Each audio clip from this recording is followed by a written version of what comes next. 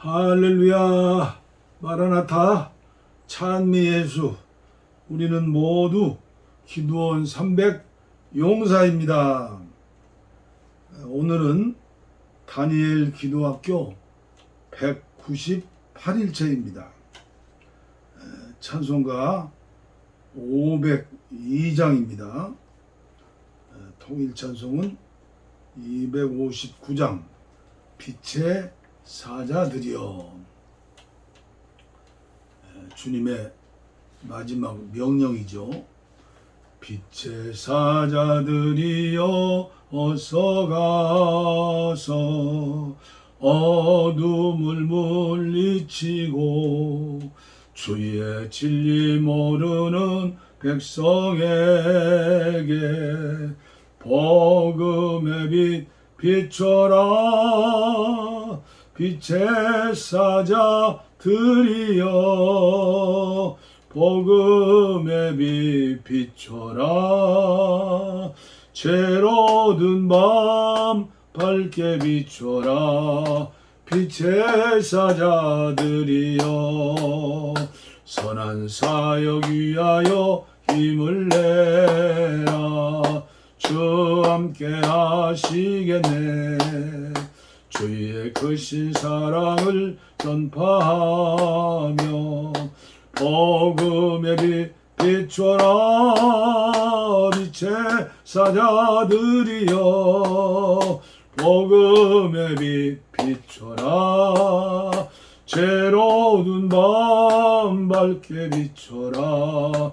빛의 사자들이여 주님 부탁하신 말 순종하여 이 진리 전파하라.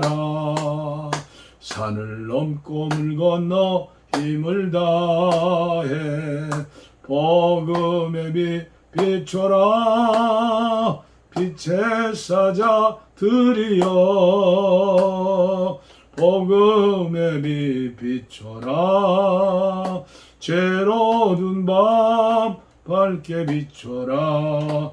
빛의 사자들이여 동서남북 어디나 땅끝까지 주님만 의지하고 눈 어두워 못 보는 백성에게 복음의 빛 비춰라. 빛의 사자들이여 복음의 빛 비춰라. 죄로 든 밤 밝게 비춰라. 빛의 사자들이여. 아멘. 아멘. 하나님 말씀 사도행전 1장 1절 말씀부터 11절 말씀까지 주님께서 저와 여러분에게 마지막으로 부탁하신 사명이죠. 성령을 약속하시다. 유진 피터슨의 메시지 성경입니다. 친애하는 데오빌로가 같게 이 책 첫 권에 나는 예수께서 성령으로 말미암아 친히 택하신 사도들에게 작별을 구하시고 하늘로 들려 올라가신 날까지 그분이 행하시고 가르치신 모든 것을 기록했습니다. 예수께서 죽으신 후에 40일에 걸쳐 여러 다른 상황에서 사도들에게 살아계신 모습으로 나타나셨습니다. 얼굴을 대면한 여러 번의 만남에서 그분은 그들에게 하나님 나라에 관한 일들을 말씀해 주셨습니다. 만나서 함께 식사를 하면서 사도들에게 절대로 예루살렘을 떠나지 말라고 하시며 이렇게 이르셨습니다. 아버지께서 약속하신 것 곧 너희에게 내게서 들은 약속을 기다려야 한다.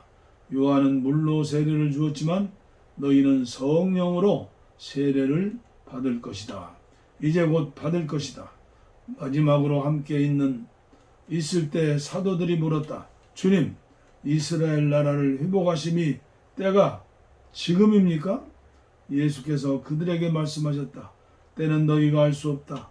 때를 정하는 것은 아버지의 몫이다. 너희가 받을 것은 성령이다. 성령이 너희에게 오시면 너희는 예루살렘과 온 유다와 사마리아와 세상 끝까지 가서 내 증인이 될 것이다. 이것이 그분의 마지막 말씀이었다. 예수께서는 사도들이 보는 가운데 들려 올라가 구름 속으로 사라지셨다. 그들은 빈 하늘을 바라보며 거기서 있었다. 그때 갑자기 흰옷을 입은 두 사람이 나타났다. 그들이 말했다. 너희 갈릴리 사람들아, 왜 여기 서서 빈 하늘만 쳐다보고 있느냐? 너희 가운데서 하늘로 들려 올라가신 이 예수는 떠나신 그대로 틀림없이 영광 중에 오실 것이다. 아멘. 아멘. 오늘 또 계속해서 전해드리는 위트니스리의 기도 레슨 101번째입니다. 15장의 말씀으로 생명과 빛 비춤과 기도입니다.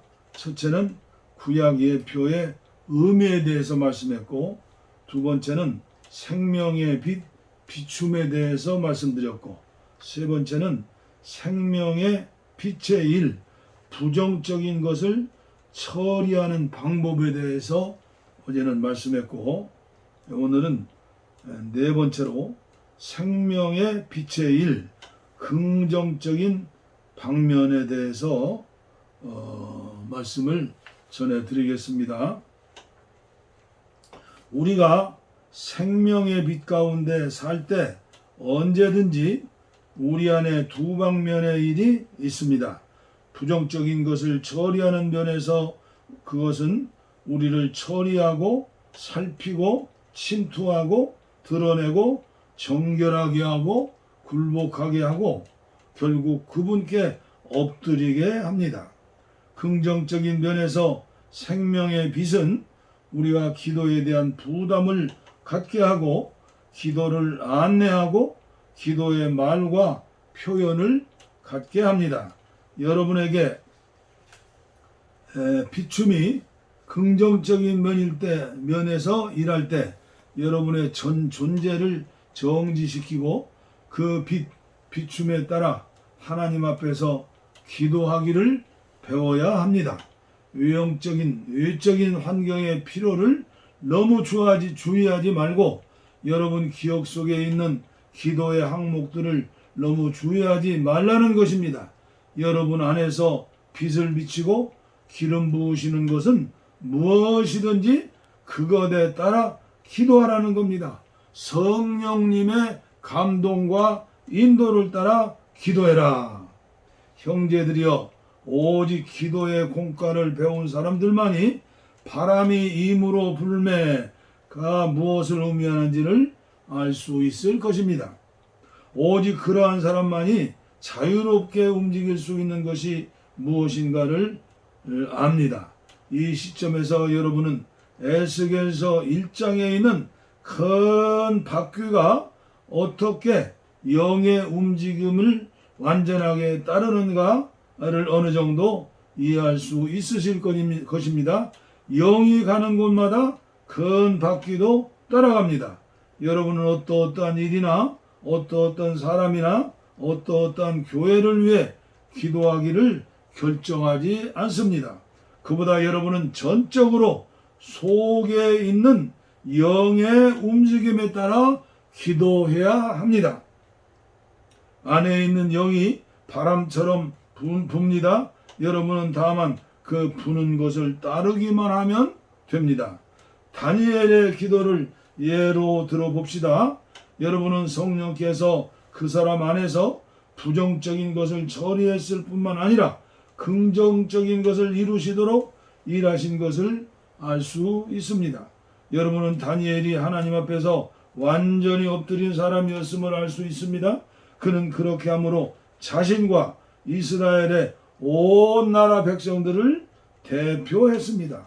그는 생명의 빛이 그 안에 그렇게 일하도록 허락했기 때문에 하나님 앞에서 긍정적인 것을 성취하는 기도를 하기 시작했습니다. 그렇죠?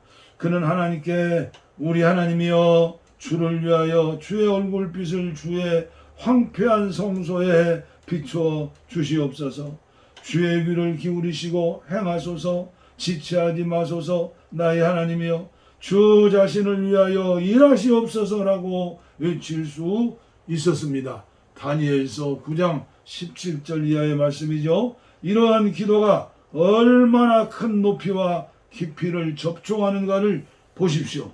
이것이 바로 우리가 의미하는 우리 안에 있는 생명의 빛의 긍정적인 면의 일입니다.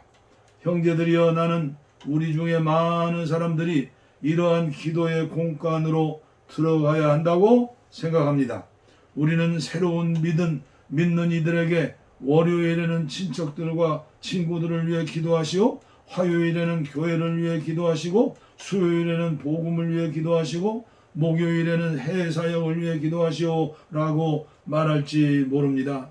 새로운 믿는 사람들에게 최초의 체험으로서 이렇게 기도하라고 말하는 것이 결코 틀린 것이 아닐 수 있습니다.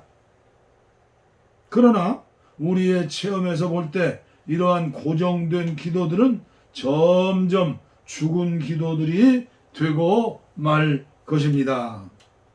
여러분이 이렇게 기도하면 할수록 더욱 죽게 되고 더욱 속에서 공허해지고 더욱 실제를 접촉하지 못하고 더욱 속의 느낌이 나빠집니다.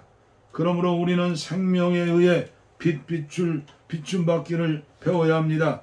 우리는 하나님 앞에 나아가 향을 피울 때마다 진설병 상위에 진열할 것을 준비하는 것을 배워야 합니다.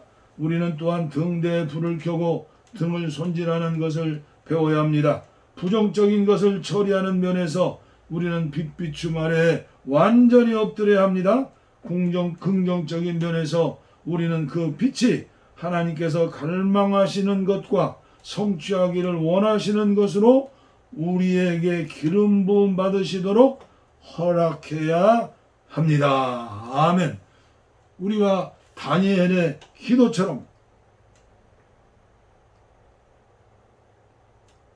부담을 하나님께서 주시지요. 그리고 뿐만 아니라 기도로 표현할 것이 있었던 사람들이었음을 인정해야 합니다. 그가 기도한 것을 생각해 봅시다. 우리 하나님이여 주를 위하여 주의 얼굴빛을 성소에 비춰 주옵소서.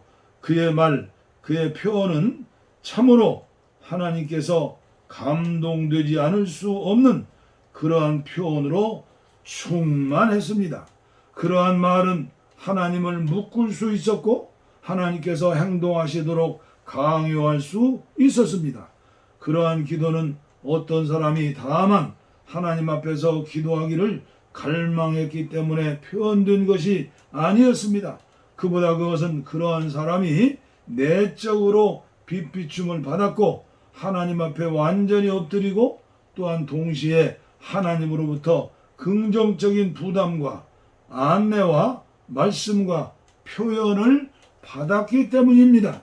그때 그는 내적인 비춤에 따라 기도했습니다. 그러므로 그러한 기도는 하나님 앞에서 가치가 있고 무게가 있고 의미가 있는 중요한 하나님의 원하시는 기도가 되었지요. 우리는 모두 우리의 존재, 우리의 자아의 활동을 멈추기를 배워야 합니다. 우리는 우리의 결정이나 기억이나 외적인 필요들이나 떠들어 댐이 우리 안에 있는 생명의 빛에 긍정적인 일을 방해하지 않도록 해야 합니다. 우리는 오직 속에 있는 긍정적인 빛의 비춤 아래 보고 느끼는 것을 따라 하나님 앞에서 기도해야 합니다.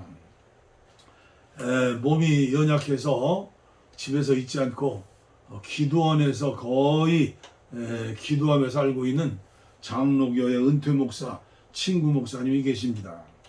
그분 이야기가 전국적으로 기도원이 많고도 많은데 사람들이 모이는 중요한 기도원이 서울과 경기도면 2천만 인구니까 2천만 인구 중에 20%가 신앙생활 한다면 400만이죠. 그런데 서울 근교에 있는 기도원 중에 2기도원만이 사람들이 모인다고 그래요. 저 태릉 쪽에 있는 기도원과 안양 쪽에 있는 기도원만 모인다고 그래요. 왜 그럴까요? 다는 아니겠지만 제가 볼 때 가정에 어려움을 당해서 교회에 어려움을 당해서 부정적인 면을 해결하기 위해서 기도해요. 그러나 거기에서 한 걸음 딛고 넘어가서 사닥다리를 올라가야죠. 하나님이 이 시대에 오늘 우리에게 필요한 기도는 무엇인가? 그게 다니엘의 기도고, 그게 예수님의 기도고, 그게 바울사도의 기도고,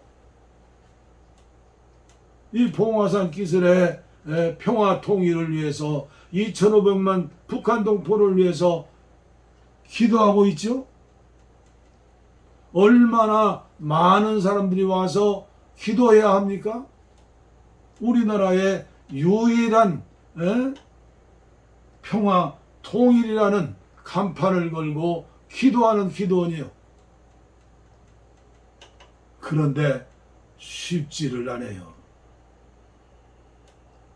풍력 땅에 있는 동포 2,500만이 지옥에 가고 있는데 그 공산당 치하에서 먹지 못하고 입지 못하고 정말 지구상에서 가장 불쌍하게 억압받으며 살고 있는데 오늘 우리들의 마음속에 정말로 하나님이 원하는 기도를 한다면 이 조그마한 기도원이 주일날부터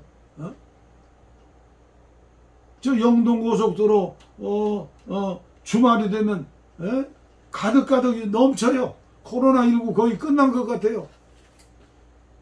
그리고 일요일 날이 되면 이 기도원 앞에 옛날에 조그마한 2차선 도로 아니에요? 옛날에 고속도로. 거기에 고속도로고 뭐 자가역이고 넘쳐나요. 그 중에 기독교인 없을까요? 제가 안타까운 거예요. 언제 남북을 통일시켜 주실 거냐? 우리의 5천만 백성들의 가슴 속에는 경제부흥, 경제가 첫째다. 돼지들입니까? 연봉 2,500만 받으면 78억 인구 중에 2% 안에 살고 있다는데 저 공산 정치 가운데 1대1로 세계를 하나 만들려고는 중공 14억을 위해서 누가 기도해야 합니까? 먼저 우리가 통일돼야 하잖아요. 복음으로 통일. 그게 데모한다고 되는 것입니까? 광화문 가서 모인다고 되는 것입니까? 먼저 해야 할 일이 기도하는 일인데 제가 안타까워서 오늘도 여러분들에게 기도를 부탁하는 거예요. 천원교회도 있다는데 주일날 10시면 우리가 성찬으로 예배드리는데